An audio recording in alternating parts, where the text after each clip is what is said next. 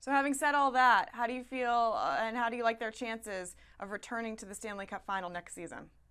It's going to take a lot. I mean, they'll get Ryan Johansson back healthy, Kevin Fiala healthy. Both those guys they missed in the Stanley Cup Final. But here's the thing, and they have most of their guys under contract, so they're in a pretty good position moving forward. But again, the age and I guess deteriorating health at times of Pekka Rinne will be a concern. The makeup of the team, the chemistry, there were some question marks. And I was at the Stanley Cup Final, and you're with the teams for 17 days. You're getting a really good inside look at what's going on. And you want to know that the chemistry is where it should be. And there's been some chatter that maybe all the chemistry isn't perfect on that team. So that's something to keep an eye on. David Poyle's a very shrewd GM. He makes a lot of great moves. He came this close to winning his first Stanley Cup, but he's always had competitive teams when he was the GM of Washington and now Nashville. So I think he's got some work to do this summer.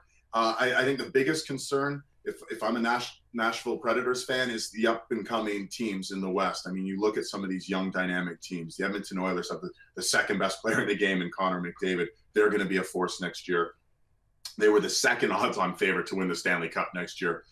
So, I mean, you have some good up-and-coming teams in the Western Conference.